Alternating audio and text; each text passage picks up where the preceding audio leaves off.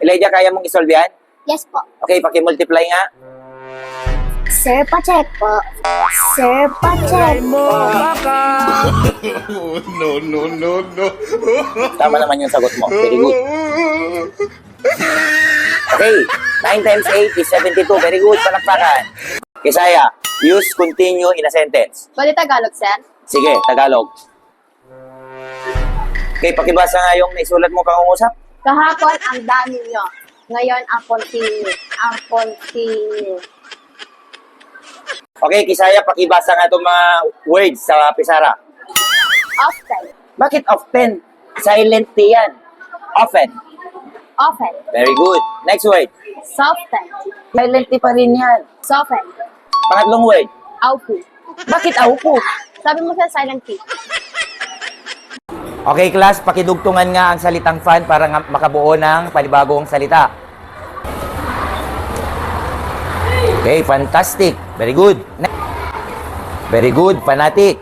Pangatlo. Ano yung pandak? Yung maliit na tao, sir. Ay, Sir. unano yun. Okay, City. Use the place in a sentence. Pwede Tagalog na lang, sir. Sige, gamitin ang the place sa pangungusap.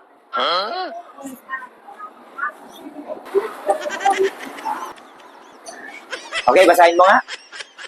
Binato ako ng kapatid ko, buti na lang nakaiwas ako, kaya the place lang. The place yun eh. Okay, City. Use dedicate in a sentence. Sir, pwede Tagalog na lang. Sige, gamitin ang dedicate sa pangungusap. Pag ang papel, nilagyan ng to ay dedicate. Didikit yun eh. Bakit late ka, City? Dahil po sa karatula, sir. Anong kinalaman ng karatula? Tumatakbo po ako papasok, sir. Pagdating ko pa sa tapat ng school, may nakalagay po na slow down. Yun, nagdahan-dahan po ako.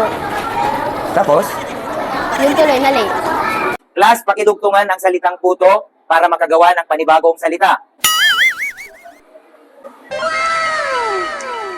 Okay, puto bumbong. Very good.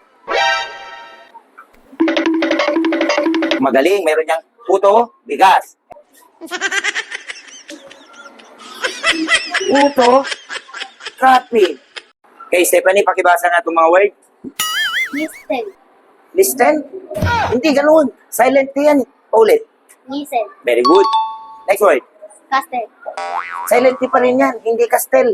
Ulit. Castle. Very good. Third word. Sun. Bakit sal? Sabi mo, sir, silent T.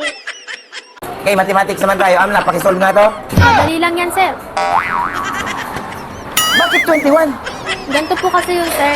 6 plus 6 12, plus 6 18, plus 1 19, plus 1 20, plus 1. 21. O, di 21. Check.